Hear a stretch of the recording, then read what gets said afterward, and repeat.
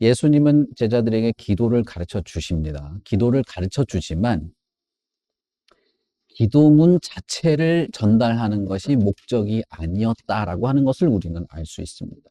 왜냐하면 마태복음에도 주기도문 내용이 나오고 누가복음에도 주기도문의 내용이 나오는데 둘 다 마찬가지예요. 주기도문에 해당되는 내용을 말하고 나서 예수님은 구하라 찾으라 문을 두드리라 하는 내용으로 이어집니다. 마태복음은 좀 더 내용이 좀 길고 누가복음은 짧은데 어쨌든 간 주기도문에 대한 내용을 예수님이 제자들에게 가르쳐 주시고 난 이후에 비슷한 내용을 하는 겁니다. 하늘에 있는 아버지가 너희들에게 자녀인 너희들에게 좋은 것으로 성령으로 주시지 않겠는가. 그러니까 구하라라는 말을 한 것입니다. 자, 그러면 여러분 우리가 누가복음 11장 1절부터 13절까지 이 하나의 단락을 읽었는데 이 단락에서 예수님이 지금 강조하고 있는 것이 무언지 이해가 되시겠죠? 주기도문에 대한 내용을 이렇게 너희는 그러니까 이렇게 기도해라. 내가 너희들에게 기도문을 알려줄게 라고 하면서 주고 난 이후에 결론으로는 그러니까 뭘 하라는 겁니까? 그러니까 기도하라는 거예요. 예수님이 마태복음에도 마찬가지입니다.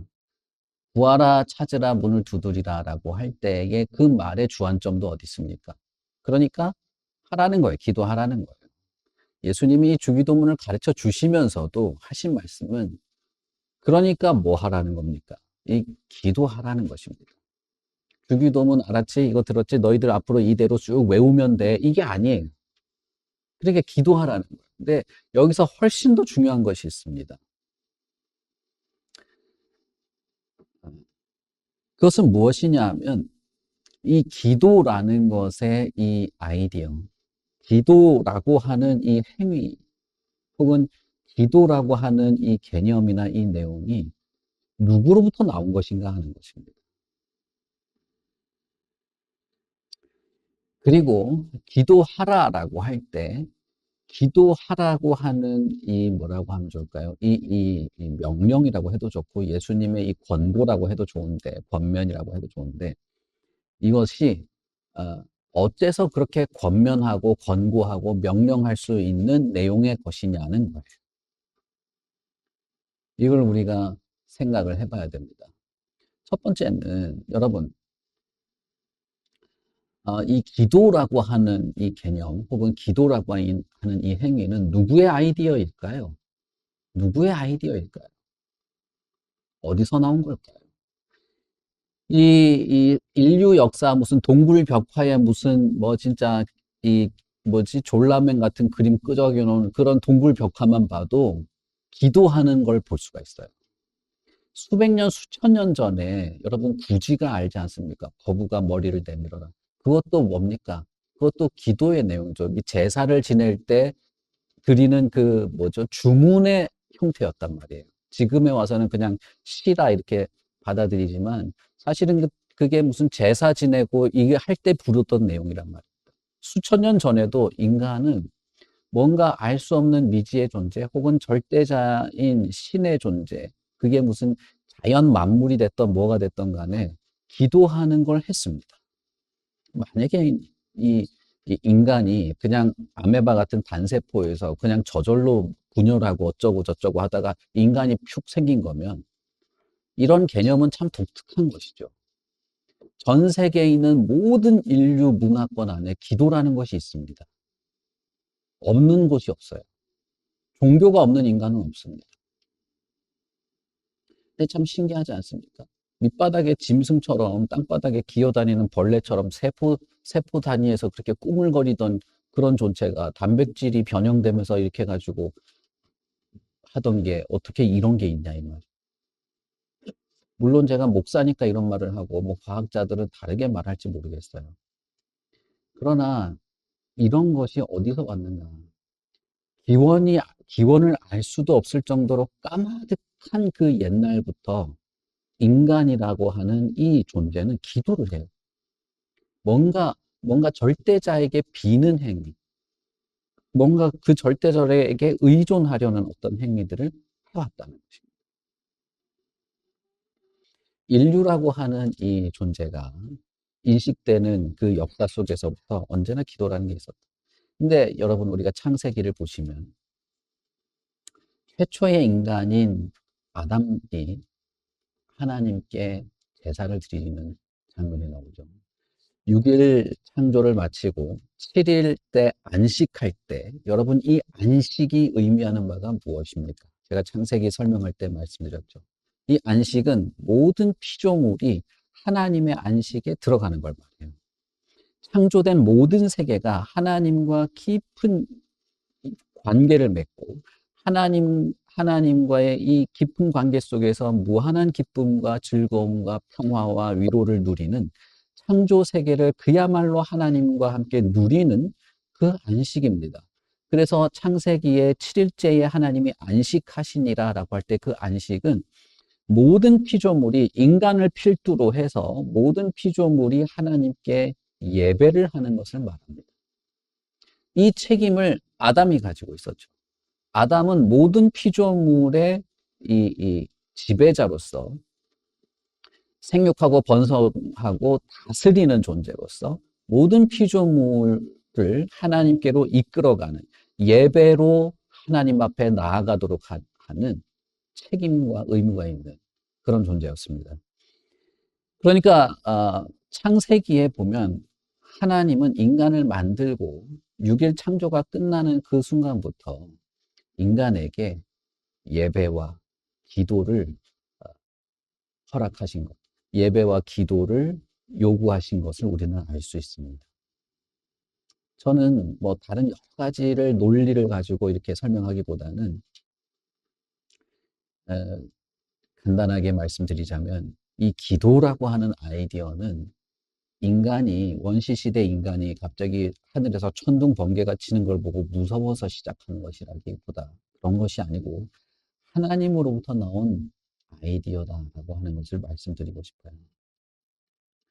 인간이 만들어낸 것이면 예수님께서 제자들에게 기도해라 라고 말할 리가 없어요. 사람이 만들어낸 거면 너희들 그거 만들어낸 거 참 좋더라. 한번 해봐. 나도 그거 마음에 들더라. 이런 얘기밖에 더 됩니까? 기도라고 하는 것은 하나님이 우리에게 주신 것입니다. 인간에게 주신 것이에요. 그럼으로써 기도는 단순히 뭘 간구하고 매달리고 간절하게 막 쥐어짜내고 하는 것이 아니라 그것만 있는 것이 아니라 하나님과 영적인 관계를 맺는 것입니다. 하나님과 대화하는 것이고 CCC에서는 기도를 호흡이라고 말했죠. 영혼의 호흡이라고 말할 정도로 이것은 피조된 인간에게 자연스러운 것이었습니다. 하나님과 자신의 피조물과 대화하는 것이었고 아담은 동산을 거닐었습니다. 하나님과 함께 거닐었어요. 자신의 창조주 하나님과 함께 거닐었다고 할 때에 그 거닐었다고 하는 그 이미지, 그런 분위기, 기도에 포함될 수 있는 것입니다. 그러므로 여러분, 죄된 인간에게는 기도가 노동이거나 기도가 이게 내가 하고 싶은 일의 우선순위에서 한참 뒤에 있는 것이 되거나 피곤하면 집어치우거나 하는 그 정도가 되겠지만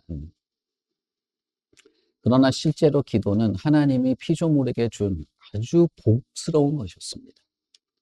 흙으로 만든 존재에게 하나님과 교제하고 대화하고 같이 뜰을 거닐며 하나님의 생각을 공유하고 하나님이 이루실 미래를 같이 품고 하나님의 그 마음을 나도 함께 공유하면서 누릴 수 있는 것으로 주신 것이 기도였어요. 여러분 다니엘서 제가 새벽에 다니엘서 말씀드릴 때 새벽에 제가 말씀드렸나요? 그때 다니엘이 하나님의 마음을 품고 기도하는 내용이 나오지 않습니까?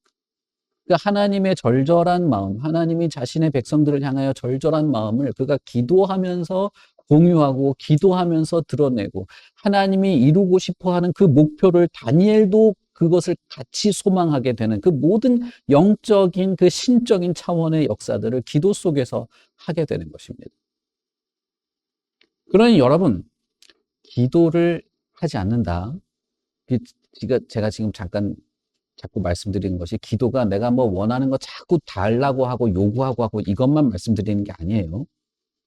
말씀드린 것처럼 하나님과 어떤 교제의 관계로 들어가고 대화하고 하나님의 마음을 나도 품고 하나님이 이루시고자 하는 것들을 나도 소망하게 되는 이 모든 것들을 복합적으로 말씀드리는 것입니다.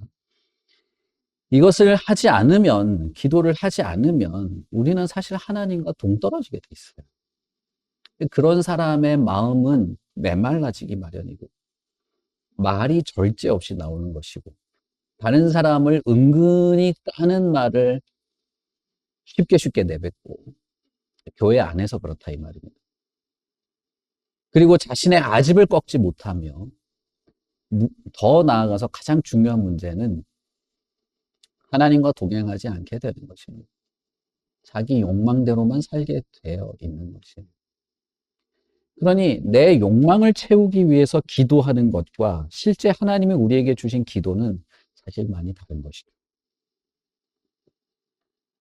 그렇기 때문에 예수님은 제자들에게 기도하라라고 말씀하시는 것입니다.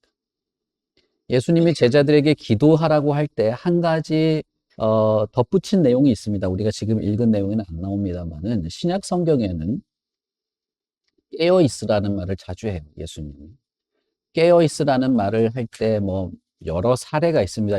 이런 경우에 깨어 있으라고 하고 저런 경우에 깨어 있으라고 하고 몇 가지가 있는데 그 중에 한 가지가 뭐냐면 기도하도록 깨어 있으라라고 말합니다. 예수님이 돌아가시기 전에 제자들과 함께 기도하러 갔죠. 그러나 제자들은 피곤해서 졸고 있었습니다. 졸리니까 기도하고 이렇게 할 수 없었던 것이죠. 예수님이 제자들에게 깨어라, 한시도 깰 수 없냐? 기도하는데 잠깐이라도 깨어서 기도하고 잘 수 없냐? 그렇게 말해요. 그러면서 깨어 있으라고 말합니다. 그것과 연관지어서 예수님이 깨어 있으라고 말한 것이 한 군데가 더 있는데 그것은 무엇이냐면 마귀에게 너희들이 사로잡히지 않도록. 마귀에게 거기 이제 뉘앙스는 뭐냐면 마귀에게 너희들이 잡아먹히지 않도록 깨어 있어라라고 하면서 기도와 관련돼서 거기도 같이 말합니다.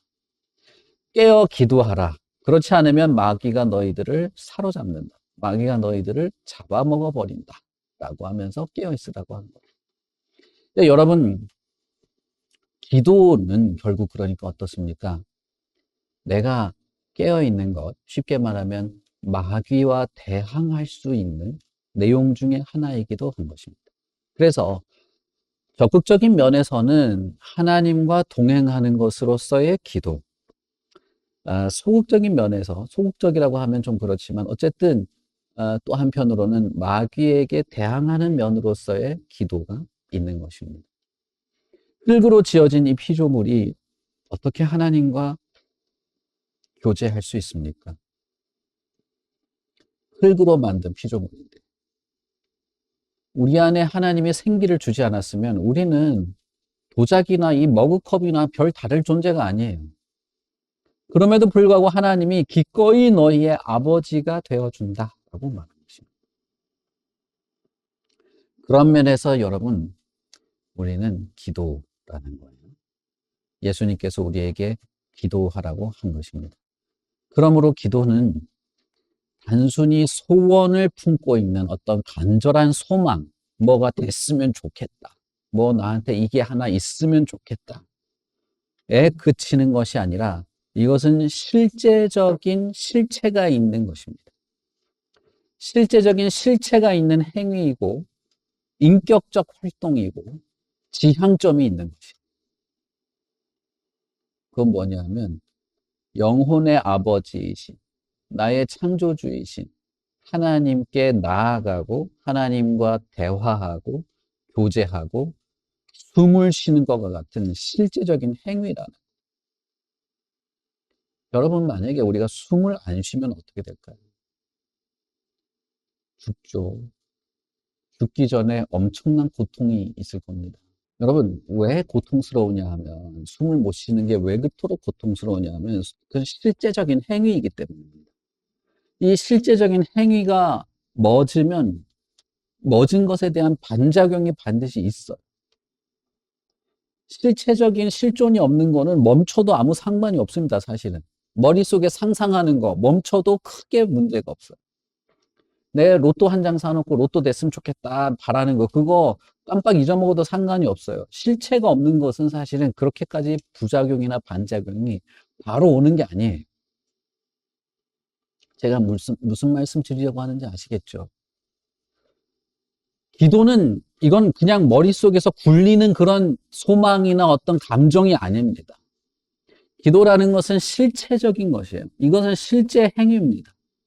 하나님과의 관계를 하는 것이고 하나님과 동행하는 것이고 우리의 영혼이 살아가는 방식이고 우리의 영혼의 호흡과도 같은 것입니다. 이것이 하나님으로부터 온 것이에요. 하나님이 주신 것이기도 하고 이것이 우리가 그래서 하나님이 우리에게 주신 실체적인 것이기도 하기 때문이지만 둘째는 기도를 들으시는 분이 하늘에 있는 너희 아버지이기 때문이다 라는 것입니다. 기도가 실체적인 행위인 것은 분명합니다. 왜냐하면 기도를 듣는 존재가 실제하기 때문이에요. 하늘을 보고 외쳐본다 라고 할 때 그런 하늘은 사실은 실체가 없죠. 그러니 이것은 실체적인 행위가 아닙니다. 그러나 기도라는 것은 기도를 들으시는 분이 실제합니다. 존재하고 있어요. 그분이 하늘의 아버지, 우리의 하나님이십니다. 그러니 기도는 상당히 실체적인 것이죠. 이것은 실제가 있는 것입니다. 더 나아가서 기도를 들으시는 분이 너희의 하나님 아버지, 하늘의 아버지다라고 하는 거예요. 예수님이 제자들에게 기도하라고 한 이유 중에 하나는 기도를 들으시는 분이 아버지이기 때문입니다. 예수님은 이것을 설명하기 위해서 몇 가지 예를 들었습니다. 밤중에 네가 자려고 누웠는데 친한 친구가 와서 좀 빵 좀 달라고 하면 주기 싫어도 주지 않겠냐. 그 정도 친절은 너희들이 할 수 있잖아. 이렇게 말하잖아요. 사실 이스라엘 사람들은 율법으로 이 친절도 정해졌어요. 율법으로 친절을 베풀라는 게 율법에 있었습니다. 그래서 나그네가 오면은 나그네를 대접해야 되고 해가 질 때까지 이렇게 유숙할 집을 못 찾은 사람은 너가 집에 들어가서 재워줘야 되고 이게 있었습니다. 그래서 사사기에서 그 레위인이 해가 질 때까지 성문 앞에 앉아 있었는데 아무도 재워주지 않았다는 것은 이미 그 사회가 상당히 타락했다는 걸 말해주는 것이죠. 그렇기 때문에 너희들이 최소한 하기 싫어도 법에 정해져 있는 친절까지 베푸는 그런 정도는 할 수 있잖아. 이렇게 말한 거예요.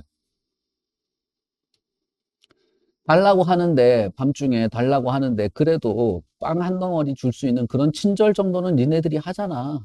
그 얘기예요. 더 나아가서, 그런데 보자.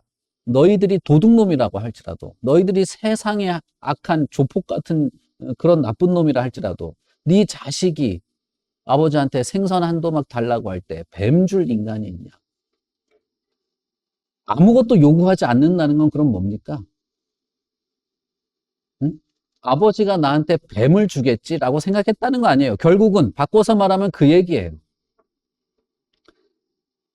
사춘기 어린애 같으면 그런 생각을 할 수도 있어요.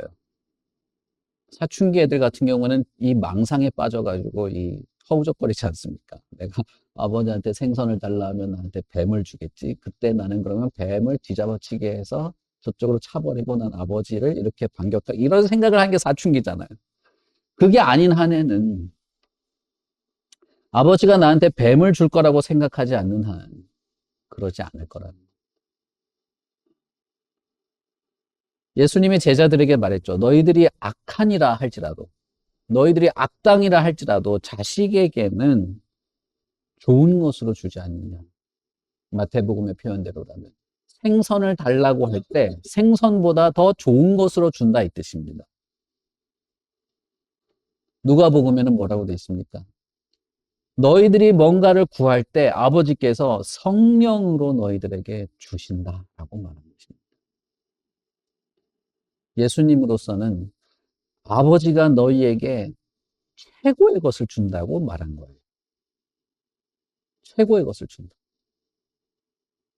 많은 경우의 사람들이 자신이 기도하지 않는 이유에 대해서 밝히기를 꺼려합니다. 그러나 그 이유는 여러 가지를 말할 수 있을지 몰라도 핵심은 한 가지입니다. 핵심은 하나님을 싫어하는 거예요. 그게 핵심입니다. 바쁠 수도 있고, 졸릴 수도 있고, 심지어는 어떤 사람은 내가 뭘 기도해야 할지 모를 수도 있어요. 그러나 그 이면에는 하나님이 나에게 있어서는 아버지도 아니고, 하나님도 아니고, 그냥 싫은 것입니다. 그래서 기도를 하지 않게 돼요. 예수님의 이 말씀은 우리에게 중요한 시사점을 주십니다. 너희는 이렇게 기도해라 라고 하면서 예수님은 기도에 관련돼서 몇 가지 말씀하신 것이 있는데 요한복음 16장 24절에 보시면 지금까지는 너희가 내 이름으로 아무것도 구하지 아니하였으나 구하라 그리하면 받으리니 너희 기쁨이 충만하리라 라고 말합니다. 예수님은 내 이름으로 구해라 라고 했어요. 이것은 뭐라고 하면 좋을까요? 보통 깡다구가 아니면 할 수 없는 말이에요. 그렇지 않습니까? 여러분, 내 이름 대고 다 해. 이건 어떻게 할 수 있습니까? 이 사람이 전부를 가진 존재가 아니면 그렇게 할 수 없습니다. 내가 전부를 가지고 있지 않으면 내 이름 대고 다 해봐. 할 수 없는 거예요. 예수님은 하나님의 아들인 자신이 아버지가 어떤 분인지 알고 있었고 누리고 있었고 자신도 기도하면서 아버지로부터 누리는 아들이었어요. 그렇기 때문에 아들이 아버지께 구하는 것이 무엇인지 알고 아들의 이름으로 아버지께 나아가는 것이면 받을 수 있다는 사실을 알 수 있었습니다. 그러니 하나님이 사랑하시는 아들, 그 아들의 이름으로 나도 아들이어서 지난주에 말씀드린 것처럼 아버지께 구한다면 너희는 기쁨이 충만하게 될 것이다. 야고보 사도는 뭐라고 말합니까? 온갖 좋은 은사와 온전한 선물이 다 위로부터 빛들의 아버지께로부터 내려오나니 그는 변함도 없고 회전하는 그림자도 없다. 야고보 사도는 온갖 좋은 것이 아버지로부터 온다 이렇게 말했어요. 자, 그러니까 뱀을 줄 아버지가 없고 오히려 하늘의 아버지는 더 좋은 것으로 주고 사실 성령을 주는 하나님 아버지 자신을 사실 자신의 전부를 주는 것과 마찬가지인데 이렇게 주는 아버지 온갖 좋은 것이 다 아버지로부터 오고 그것이 결국 너희들을 기쁘게 만들고 아들의 이름으로 아버지께 구하는 것이 그런 것이다 라고 말할 때 이것을 하지 않으려면 대단한 결심이 필요한 겁니다. 이 기도를 하지 않으려면 대단한 열심이 필요한 거예요. 무슨 말씀인지 아시겠습니까? 내가 적극적으로 하나님을 미워하고 적극적으로 하나님을 밀어내는 행위가 기도를 하지 않는 행위가 된다는 것입니다. 제가 성경을 읽지 않는 것에 대해서도 동일하게 말씀을 드렸습니다만 그러나 여러분들 대부분은 그런 생각을 하지 않을 겁니다.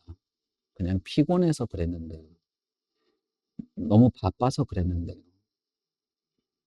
사실 딱히 뭘 기도해야 할지 잘 몰라서 그랬는데 기도를 배운 적도 없고 기도하려고 하니까 너무 막막해서 그랬는데 그럴 가능성이 많아요. 제가 확실하게 말씀드릴 수 있는데 그것은 여러분의 영혼이 이미 이미 깊은 잠에 빠져 있거나 영적인 생명이 없이 죽은 상태라서 그런 겁니다. 잘 못 느끼는 상태다 그런 겁니다. 기도는 실제적인 것입니다. 실존하는 거예요. 내가 못 느낀다고 없는 게 아닙니다. 하나님도 마찬가지입니다. 내가 못 느낀다고 없는 게 아닙니다. 최소한 성경에 이렇게 기록되어 있고 예수님도 그렇게 말했을 때 그렇다면 최소한 내가 기쁘고 싶은 마음이라도 있어서 하나님 내 마음에 기쁨, 하나님이 주는 기쁨이 있다는데 그 기쁨이라도 내가 알게 해주십시오. 그 기쁨이라도 내가 좀 누리게 해주십시오. 라고라도 기도할 수 있는 겁니다. 하나님이 진짜 아버지입니까? 이 세상에 나를 낳아준 아버지보다 더 아버지다운 분이 하나님입니까? 그렇다면 하나님 나에게 뱀이 아니라 성령을 주십시오라고 할 수 있는 겁니다. 성령이 하시는 일에 대해서는 제가 언제 한번 말씀을 드리겠습니다. 그러나 가장 중요한 거, 제가 지난주에도 말씀드린 것처럼 성령은 우리의 마음을 거듭나게 하십니다. 하나님이 나를 거듭나게 하시고 나에게 믿음을 주시고 내 생각과 마음이 바뀌어서 하나님을 깊이 알고 신뢰할 수 있는 마음으로 바꾸어 줄 수 있는 분이 성령님이십니다. 그런데 뱀을 줄 거라고 생각하는 사람은 기대가 없겠죠. 여러분이 뱀을 떠올리진 않았을 거예요. 우리들이 뱀을 떠올리진 않을 겁니다. 그러나 기도해도 별거 없어. 기도한들 아무것도 안 이루어지던데. 기도해도 안 되는 건 안 되던데. 라는 마음이 점점 쌓이는 거죠. 그래서 어느 순간 이게 나를 지배합니다. 기도하지 않는 거예요. 제가 예전에 청년부 담당할 때 어떤 자매가 저한테 그렇게 말했습니다.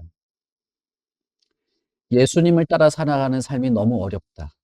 사랑하고 용서하는 삶이 너무 어렵다.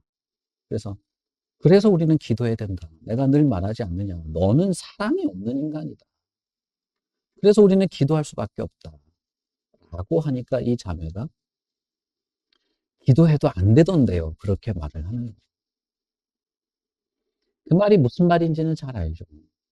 여러분들 우리가 잘 알지 않습니까? 기도해도 안 되는데요. 근데 그 말은 중요한 어떤 한 가지를 함의하고 있어요. 바로 그 말입니다. 내가 믿는 아버지는 나한테 자꾸 뱀만 주던데요. 그 말과 비슷합니다. 너희들이 지금까지 내 이름으로 아무것도 구하지 않았지만 이제부터는 내 이름으로 구해. 하나님의 첫 번째 아들의 이름으로 구해. 그러면 그가 할 거야. 라고 할 때 내가 어줍지 않게 기도해도 하나님 나 힘들어요. 나 좀 살려주세요. 이렇게 어줍지 않게 기도해도 그는 성령을 주신다는 거예요. 그는 내 마음의 영혼의 구원을 베풀어 주시는 분이신 거예요. 우리가 최소한도로 믿고 신뢰하고 흔들리지 말아야 할 것은 이것입니다. 내 기분이 울적하다고 해서 아버지가 미친놈이 되는 게 아니에요. 내 자존심 상한다고 해서 아버지가 갑자기 정신병자가 된 게 아닙니다. 내 감정이 그렇게 흔들린 거예요. 우리가 기도할 때 내가 갑자기 성인군자가 되는 일은 벌어지지 않습니다. 내가 기도하니까 갑자기 사랑이 철철 흘러 넘치지 않습니다. 내가 기도해도 질병에 걸릴 수도 있어요. 그렇다고 해서 하나님이 내 기도를 들어주지 않는데요. 하나님이 기도해도 안 되던데요. 라는 말은 나는 성경을 신뢰하지 않습니다라는 말이죠.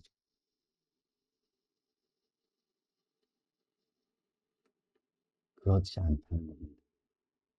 여러분 그렇지 않습니다. 우리는 때로는 조바심이 날 때도 있습니다.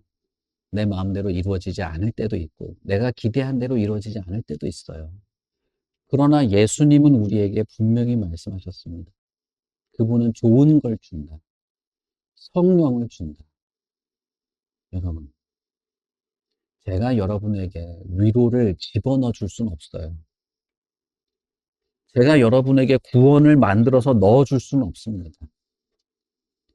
거듭남을 제가 여러분을 만들어서 조작시킬 수도 없고 믿음을 줄 수도 없습니다. 믿으라고 멱살 쥐고 흔들 수도 없고 믿어지죠? 말해봐요. 아멘 해봐요. 네 해봐요. 이렇게 한다고 해서 되는 것도 아닙니다. 저는 다만 기도할 뿐이고 여러분도 마찬가지인 거예요. 참된 믿음을 구하십시오. 회개의 영을 구하십시오. 기도의 영을 구하시고 성숙되기를 구하시고 나에게 참된 믿음이 있어서 하나님이 나에게 주는 그 기쁨을 내가 얻기를 구하십시오.